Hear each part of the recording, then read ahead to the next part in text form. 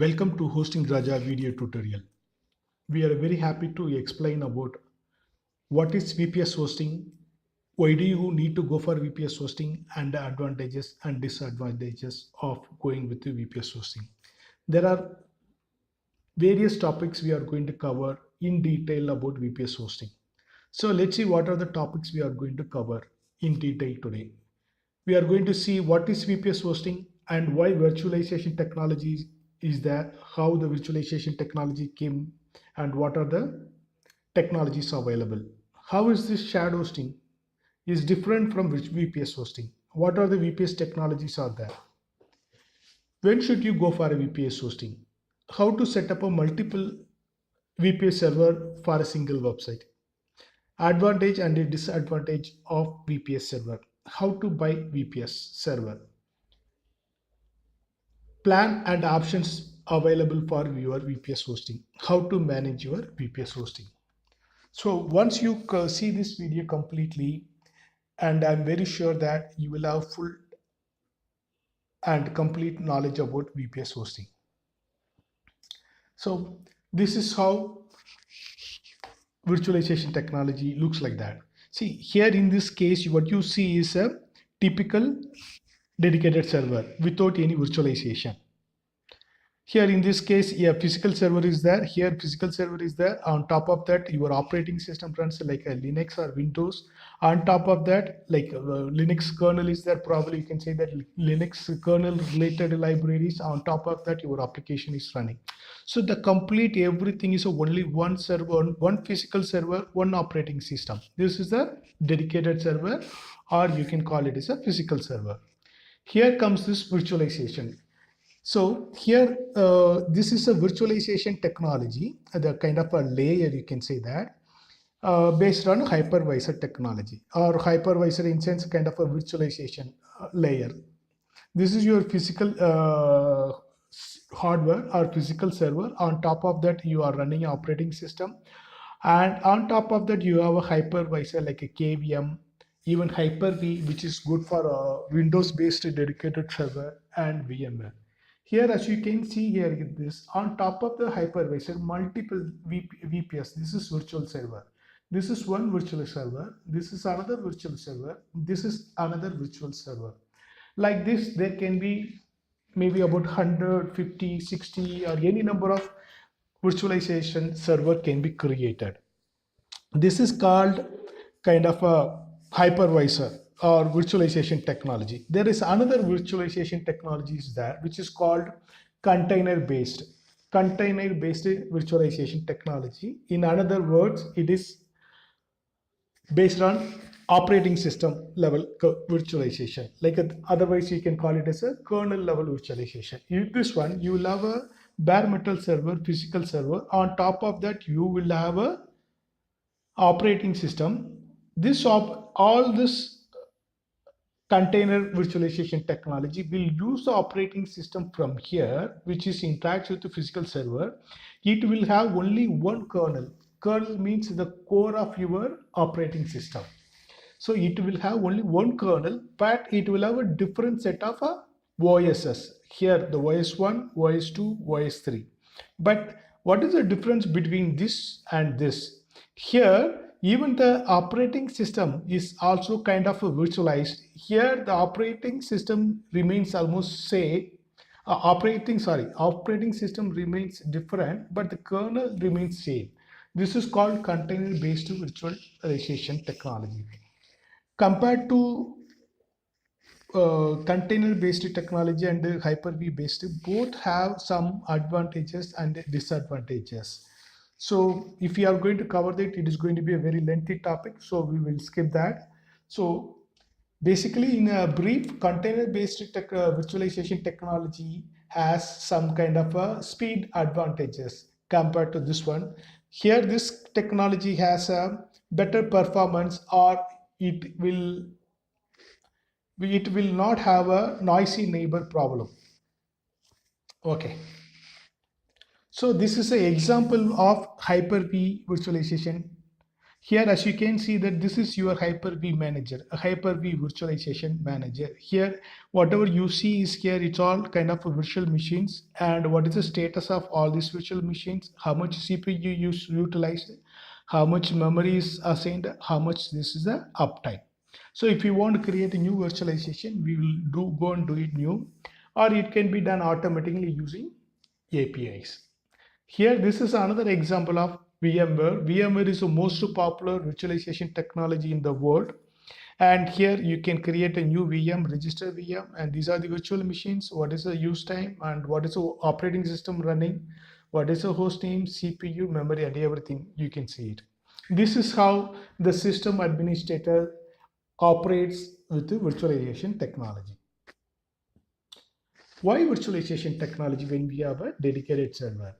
See here there are some reasons why this virtualization technology has become so popular in the world. For example, when we have a server, the server may have around 512 GB RAM, even 1024, 1 giga of RAM could be there. Or the CPU, the number of CPU can be 16 core or 24 core, the even be maybe more. But when you are running a one single dedicated server, all the time the resources of the RAM and CPU may not be fully utilized if you are going to run only one server. That is why what we do, we split the servers of the single dedicated server into multiple OS like 1, 2, 3. So at any given point of time, all the OSs, out of all the OSs, some OS or so maybe few or 10 or 20 OSs will always start utilizing your CPU and RAM to the maximum extent so that we can get the maximum output from a single hardware. And when you have virtualization technology, instead of having a 10 dedicated server, you can put all the 10 servers in one physical server and make it as a multiple virtualized server so that you occupy less space in the data center and it becomes a less cost. And another very important point is in terms of when you have a hardware failure or when you have a disk failure or some issue with your hardware and your physical dedicated server is not booting. Sometimes it may take up to 4 hours, 8 hours, 12 hours to bring up your server. So during this 12 hours time, you are given 24 hours time, your website or your business will be down in dedicated server.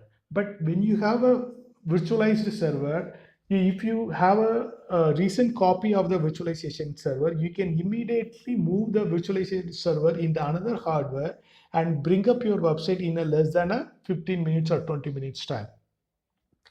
In virtualization technology compared to shared hosting, you will have full control over your server. And it is easy to migrate your virtualized server from one location to another, one service provider to another one. In terms of disaster recovery, if you are going to virtualize all your technology, you can recover from your disaster even within a minute. That is possible. The technology has become so advanced nowadays that within a minute you can recover from your disaster. And virtualization, it is very important for security. Let me tell you how it is important for security. Let's say that you are running a business and the business has around, let's say that 10 different modules. Like for example, take example of a bigger or e-commerce organization. In e-commerce organization, you have a database, you have a login system, you have a category management, you have a product listing, you have a payment gateway. Like this, there can be maybe 10 or 20 different modules, 10 or 20 different servers may be running. So it is very easy to secure each and every server separately rather than, let's say that out of these servers, one server is compromised, then still you can protect the remaining servers. So security becomes easy with that. Scalability. So in virtualization, you can keep creating the virtual servers within a minute or within second also.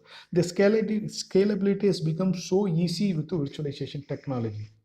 And using virtualization technology, you can create a high available servers in terms of a web or database server so that you can provide a high uptime. For example, if you are going to run only one dedicated server, which where your database and web server is running, assume that if there is any problem with that particular dedicated server, then your complete website will be down. But you can create a multiple web server or multiple virtualized server in a different physical node and run multiple replica of your web server in 4 or 5 different virtualized hosting server. So even if one particular server is going down, then the remaining 3 or 4 servers can be running. So this is how it is looks like in a virtual server. In a one physical server, your resources are shared among few people, maybe around 5 or 10, 20 people. In shared hosting, what happens, right? You will be kind of maybe more than 100 or 200 or 500 websites will be sharing a single compute, a single server. When you go for a VPS hosting, let's say that you are running a shared hosting and the performance is not good, then you can migrate to VPS hosting. If you want to install any specific application which is not allowed in shared hosting, then you have to go for a VPS hosting where you allow full root access and you can install any desired applications. For some reasons, you may want to access the services which are running in a server, or if you have a root access, you will have complete control over the server. So in that case, you can go for a VPS hosting. If you want a private server, which is you are not willing to run your website, which is shared by multiple people, then in that case, you have to go for a private servers. See, this is an example of how to set up your VPS server with high availability. For example, in this case, if you are going to put your web server and DB server in a single server, then most likely if this server is going to have if this VPS is going to have any problem, then your website will be down. In this case, this is very much useful case when you have a VPS server, but it is getting more hits, it is getting more requests, and your VPS server is not able to handle the request, and there is a delay or it is slow. Then in this case, you can run your web server in one VPS server and DB in another server, so that the workload is shared between two servers, so that the performance increases. Here is another example of providing a kind of a high availability. So whenever anyone opens your domain name, like for example, mybusiness.com, then the request comes to this load balancer first, then it goes to here and here. Again, the web traffic is shared between two servers, so it becomes kind of a better performance. In this case, we have shared the load with the 3 different web servers, but using only one DB. If you want to provide even more better architecture, you can have multiple DB like this. All this multiple DB here. These web servers will interact with the DB1 here, DB2, DB3. This web server will interact with the DB1 here, DB2, DB3. This becomes kind of a truly HA. What are the advantages and disadvantages of VPS hosting? You get a guaranteed CPU and RAM, a complete OS with full root access. You can install any application and do whatever you want with the server, which is not possible in shared hosting. Less rent compared to cloud or dedicated. On failure, you can recover quickly. You can migration easily. Security, scalability, manageability becomes easier. You can set up a HA, and Snapshot is available. Snapshot means, like, for example, this is one of the very good point about VPS. Let's say that you are running a server. The same running copy of your server can be taken a duplicate copy, which is called a snapshot. If something goes wrong with your server, let's say that your OS is crashed, the DB is crashed, something goes wrong, you can recover from your snapshot very quickly and run the servers immediately. Then access to root level access, such as you have access to the servers like Apache, email servers, and the network. Sometimes what happens, you become a kind of a complaint or certification which has to be followed if you are going to run any financial institutions. Sometimes those things are not possible with shared hosting. You have to either go for a dedicated server or VPS servers. The disadvantage, if you see, that it is not much with the VPS server, but still maybe I see like kind of it's not very powerful like a dedicated server, but still you can achieve the same performance by having multiple servers. Like sometimes some financial institution, not all, they insist on having a dedicated server. These are the disadvantages I see, but other than that, there is not much disadvantage with the VPS servers. How to buy VPS servers, and we will check here how to buy VPS server. What are the things you have to check to see before buying VPS server, and plans and the options available. So let me explain you. Please go to Hosting Raja website, hostingraja.in. Type this one, then click on this VPS. Go to Hosting Raja. You have lots of options here for buying a VPS, basic VPS, value VPS, premium VPS. We provide so many options for you. Even if you think that this is not sufficient, you can go with a dedicated server, or our technical team is waiting for you to help you. You can contact our technical team. We provide a custom dedicated VPS server also. Example, you want more than 6 GB RAM or more core, then you can contact our sales team. Will be able to help you.